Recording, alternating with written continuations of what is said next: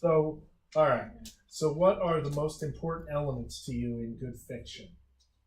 Especially if you can tie it to horror, paranormal. But what do you look for?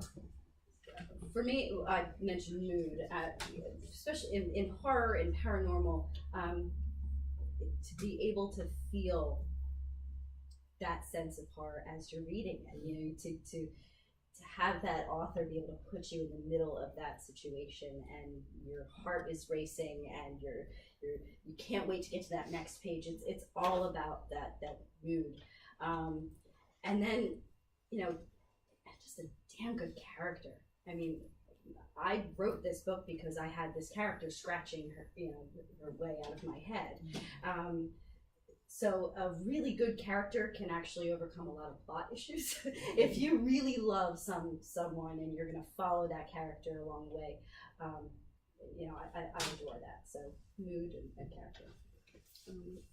Pacing and romance. I don't care what I'm reading. If it's a travel book, it better be romantic. I need the love. I'm such a sad, and that's all. If we're out of the first quarter of your book and ain't no spark or nothing going on, you've lost me. It's a good story.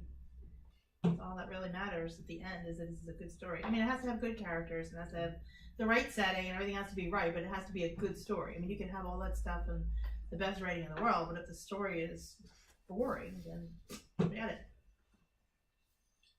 I'd be remiss if I didn't say world building. That if I'm reading the story, I'm taking time, you know, I don't want to remind myself that I'm in like Center City, Philadelphia, or Northeast Philadelphia. I want to put myself in like on a different planet, or back in time, or in the distant future. You know, so you have to like take me away from that everyday like mundane. And that is, I didn't mention before, and I really should have. That is one of the reasons I love Jonathan Swift, you know, that Gulliver's Travels.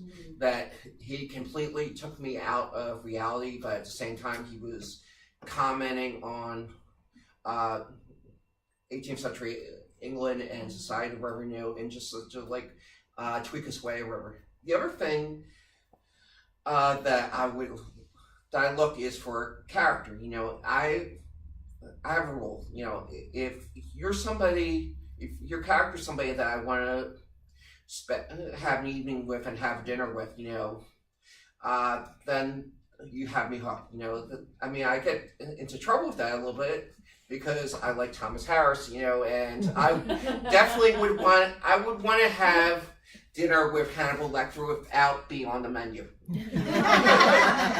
But he's somebody I would like to pick his brain and like to see what makes him tick. But hopefully I would make it through the evening alive. Yeah, I'm kind of the same. For me, it's all character. That's the number one thing, is if I can't connect to the person or the people that the story is about, I have a hard time getting engaged, no matter how interesting the premise is. So for me, it's like character and probably after that, humor. You know, there's got to be. I can't stand books and writers that take themselves too seriously, that are all about everything is grim and super important, and Especially in horror, you need that, because you Yeah. need to break up that emotional stuff. Because if it's just constantly horror and gore and then nothing at the end, you're just completely exhausted. You're like, I don't want to read this anymore. But or you need a little something. Yeah. You desensitize. You need a little something to pull you out of that. And people complain about, like, for vampire novels, bad vampire puns, but they're one of my favorite things in a vampire novel, because it breaks up the levity. You know, it gives you a chance to like laugh. You know. I always like to watch. I always try to pick up, not necessarily dialogue word for word, but a characterization of dialogue if I'm watching something suspenseful. I love Netflix. My Netflix subscription is my best friend. And so I watch or television on DVR where I can fast forward to the commercials. if I'm watching something where there's lots of running and suspense and there's a chance that things may die, I love it to find some character that picks out something silly or funny to say about it, or just completely snarky. I'm like, oh, that works right there. I needed to, grab that and do something like that in this particular spot.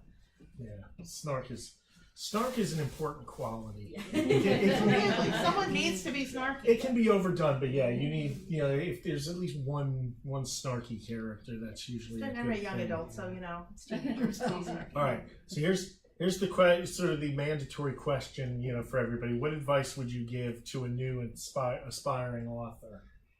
And the one my fallback to that is usually try not to do it.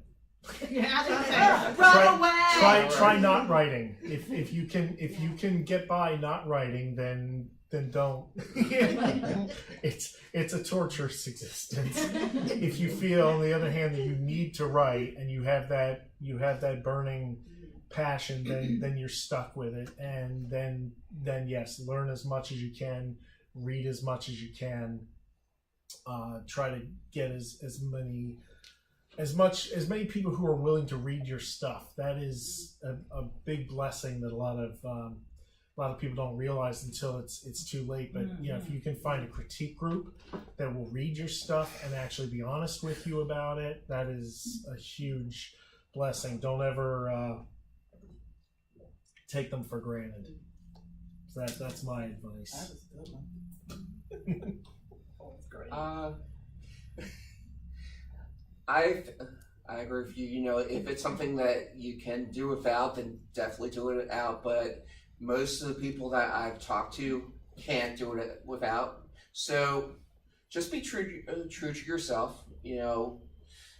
If you tell someone your story, then it's your story, and you have ownership of that. So like William Burroughs, defend it with your life. Defend your vision of the universe, and it's something you have to do every day, whether you feel like it or not. You have to, if you write a word, if you write a sentence, if you write a paragraph, or God bless you, if you even write a page or two, it's something that you have to be consistent with, because you will find a million excuses not to do it, but you have to find that one reason to do it. Okay, a couple things. First of all, I will relate a story here. And I was at a children's writers conference in New Jersey. If you write for children, the SCBWI in the state is fantastic. And gosh, what was her name? She wrote Edward Tulane. Kate Camillo. Couldn't think of her name for a minute. And she was our guest speaker. And she said to us, "How much do you write a day?" You think? She said, 1 page. I write 1 page and I stop. Because I want to have that 1 page, and then I get it done, and I move on to the next thing the next day. Because then I know where I'm going to go the next day. I have the whole day to think about the next page. So if that works for you, well, it's great. I just want to say, you don't have to necessarily sit down and write 3,000 words every day. Do what works for you. The next thing I would say is read a lot. Read things you like, read things you don't like. Read things that people say are good, read things that people say are bad. Figure out why they're good and why they're bad. And the 2 books that I would recommend that everybody have on their shelf is this one Stephen King book that doesn't give me nightmares, On Writing. Oh, Although it may give me nightmares, depends on what I'm doing. And the other one is Self-Editing for Fiction Writers. You should have it. If you don't have it, you should have it. You should be putting it in your Amazon cart right now. It was one of the best books ever, and I often go back to it. Self-Editing for Fiction Writers. Brown and King, maybe that is. I can't remember the author, but there's only one. And On Writing by Stephen King. That's the 2 things that I recommend you get and you read, and you keep it on your shelf and you reread it when you feel like you need to. My thing that I tell writers who want to be published independently, or they want to get a deal, they want to submit to another company, is that you are a business. You are the offer and the offering, and you should think of yourself as a business. You should think of your brand management. It's very competitive to get published traditionally because they want a guaranteed return on their investment. So they're looking at your platforms, Do you have a platform? Do you have a following? You know, are you worth their money? If you're independently published and you would like to still garner a deal, they're looking at how much, like with our small press, if you publish that book, how much money did you do on your own? How many numbers did you do? And how much more will you make if I put my machine behind you? If I can increase your readership, I will take you on and publish you. If I cannot do more than what you've done for yourself, or even have the potential, because I turned away one writer and she was a little heartbroken, and I said, but you have the potential to do so much more than I can do, you know what I'm saying, for you. So I don't think enough writers, because of the nature of being a writer, makes us reclusive and kind of introverted, you know, but you need to get out there, and now you have the perfect equalizer, you know, you have the internet. You don't have to be, they don't ever have to meet you. You don't ever have to be in these, you know what I'm saying, situations to promote yourself wildly. And I don't think, that's one of the reasons why I left communities, because I'm so driven and I'm so ambitious and I'm so like, I don't see a difference between myself and Coca-Cola and Pepsi and you know what I'm saying, and Beyonce. I'm so on brand, and I don't meet a lot of writers who have that same type of ambition. But that's just something to think about. Think about your platform. Think about what you want to do. I'm gonna tell you, I didn't consider myself a writer until I got a big old fat check from Amazon. And when I got a big old fat from Amazon, nobody could tell me anything. I walk around like, did you see my bank account? You don't make my book, but check those bank statements. And so it really like changed my life, and now this is all that we do, and this could be your future if you make that switch, if you start thinking of yourself as a business and what you do as a business. I'm going to piggyback off that for a second, because I think one of the greatest pieces of advice that I was given as far as pre-publishing was to set up your platform well before you ever get to that publishing phase. And it's as simple as creating an author Facebook page, creating an author Twitter account, free website design on Wix or something along those lines. And that also goes to community. I think Twitter has an amazing author community. There's a lot of downsides to Twitter, but personally I sort of hone in and focus strictly on, or primarily on the writing community on Twitter. They have helped me edit. There's the daily hashtag games that are a lot of fun, and as you're going through the writing process, it's kind of hard to sneak a line into those number of characters that you have to squeeze into a tweet. So you know what? I don't need that word, or I don't. Man, if someone else is reading that line right now, they're gonna think that word is really ridiculous. And why didn't I think of using this other word, or whatever it might be? So strangely enough, these goofy little hashtag games on Twitter, that helped out a lot. Twitter actually helped me get published.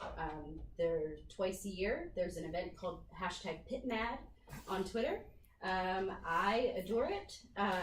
It's torturous to an extent. You have 3 chances to pitch your novel to primarily agents.